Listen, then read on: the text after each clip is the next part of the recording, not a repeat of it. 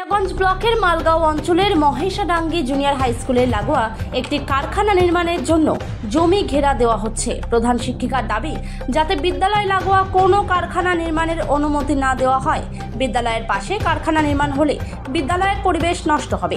এদিকে জমির মালিক প্রদীপ ঘোষ বলেন, কোনো কারখানা নির্মাণ হচ্ছে না, জায়গাটি শুধুমাত্র ঘেরা দেওয়া হচ্ছে। যারা কারখানার অভিযোগ তুলছে তাদের অভিযোগ একেবারে ভিত্তিহীন। কারখানা করলে প্রশাসনের অনুমতি নিয়েই নির্মাণ করা হবে, যাতে জায়গাটি দখল না হয়ে যায়, সেই কারণে সীমানা ঘেরা দেওয়া হচ্ছে। জুনিয়র হাই স্কুলের ভারপ্রাপ্ত প্রধান শিক্ষিকা মৌমিতা সরকার বলেন, বিদ্যালয়ে তিনি একমাত্র শিক্ষিকা, একজন গ্রুপ ডির কর্মী ও একজন রয়েছে কম্পিউটার শিক্ষক সহ মাত্র 5 জন পড়ুয়া রয়েছে। বিদ্যালয়ের এমন দশা যে কোনো সময় বন্ধ হয়ে যেতে পারে। তার উপর বিদ্যালয় লাগোয়া কারখানা নির্মাণ হলে বিদ্যালয়ের পরিবেশ নষ্ট হবে। আপনার নাম? মৌমিতা সরকার। আপনি মহেশাডাঙ্গি জুনিয়র হাই স্কুলে টিআইসি পদে আছি। সমস্যা মানে কি, যে এই স্কুলে এখন আমি একজনই সিঙ্গেল টিচার। মানে প্রথমে আমরা 3 জন ছিলাম, তো একজন পরীক্ষা দিয়ে বাড়ির কাছে চলে গেছে, আর তারপর আরেকজনও স্পেশাল গ্রাউন্ডে ট্রান্সফার নিয়ে তিনিও বাড়ির কাছে চলে গেছেন। তো 8 বছর ধরে আমি একাই এই স্কুলে একজন শিক্ষিকা, আর একজন গ্রুপ ডি কর্মচারী আছে, কাজে আসেন, আর কম্পিউটার আইসিটি থেকে কম্পিউটারের একজন ইনস্ট্রাক্টর আছেন। এই 3 জনই আমরা স্কুলের মানে স্টাফ। এইভাবেই স্কুলটা চলছে। তো স্টুডেন্ট সংখ্যা এখন 5 জন।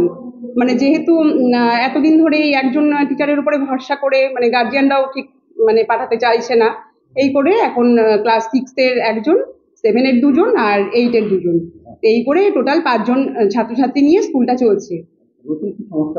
নতুন সমস্যা মানে এই স্কুলের পাশে, একদম স্কুলের সংলগ্ন জমিতে, একদম আপনারা হয়তো দেখতেই পারবেন, একদম স্কুলের পাশেই একটা প্লাইউডের মিল তৈরি হচ্ছে। তো আমি এতদিন আগে জানতাম না, কয়েকদিন হলো আমি জানতে পেরেছি, বা গ্রামবাসীরাও কয়েকদিন হলো জানতে পেরেছেন।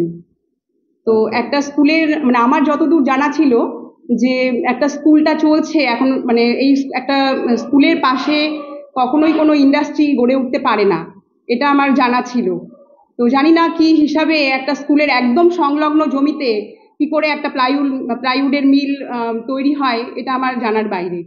তো গ্রামবাসীরাও এটা নিয়ে অনেক মতবিরোধ প্রকাশ করেছেন, এবং আমার কাছে একটা চিঠি ওনারা দিয়েছেন। সেই চিঠিতে এই ওনারাও চান যে স্কুলের পাশে, স্কুলটা তো এখনো চলছে, তো স্কুলের পাশে একটা যখন প্লাইউডের মিল তৈরি হবে, তখন সাধারণভাবেই স্কুলের বাচ্চারা, ছাত্রছাত্রীরা সেখান থেকে ক্ষতিগ্রস্ত হবেই, স্কুলের পরিবেশটাও নষ্ট হবে, তার সঙ্গে পরিবেশ দূষণ বা শব্দ দূষণ বা এগুলো তো আছেই। তো হ্যাঁ, ওনারা আমাকে চিঠিটা দিয়েছেন। আমি সেই চিঠিতে জেলা শাসক থেকে শুরু করে বিডিও এবং এসআই, আমাদের যে সার্কেল 1 এর এসআই ম্যাডাম আছেন উনি, আর কালিয়াগঞ্জ থানার আইসি, আর ওনারাই চিঠিটা লিখেছেন, বা ওনারাই গণস্বাক্ষর মাধ্যমে এদের কাছে এই চিঠিটা দিয়েছেন, আর আমাকেও তার একটি কপি ওনারা আমাকেও দিয়েছেন।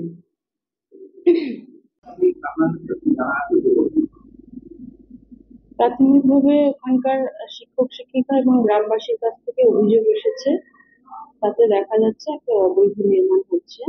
যেহেতু কলকারখানা চললে সেখানে খুব ডিস্টার্বেন্স হবে, আওয়াজ আসবে, সেক্ষেত্রে এটা নিয়ম নেই যে শিক্ষা প্রতিষ্ঠানের সঙ্গে লাগোয়া, শিক্ষা প্রতিষ্ঠান বা হাসপাতাল এগুলোর সঙ্গে লাগোয়া হবে কোনোভাবে কোনো কারখানা করা যাবে না। তো ওটা এক ধরনের অবৈধ নির্মাণ বলা যেতে পারে। প্রশাসনিক ভাবে সেই দেখতে। দাদা, আপনার নাম? প্রদীপ ঘোষ। একটা অভিযোগ করছে আপনি বলে স্কুলের পাশে ফ্যাক্টরি বানাচ্ছেন, সেখানে কাজ চলছে, কি বলবেন? এই জায়গাটা আমার বহুত দিন আগে কেনা ছিল, কিনে থাকার পরে জায়গাটা বেদখল হয়ে যাচ্ছে, সেই জন্য আমি চিন্তা করেছি ওই জায়গাটার মধ্যে ঘিরে রাখি, যাতে বেদখল না হয়ে যায়। তো যে অভিযোগটা উঠছে ফ্যাক্টরি বানাচ্ছে, এই অভিযোগ এক ভিত্তিহীন অভিযোগ। কোনো কিছু বানাচ্ছে না, আপাতত কোনো ভিত্তি নাই। যদি বানাতে হয় সরকারের অনুমতি নিয়েই আমি আটকে আগাবো।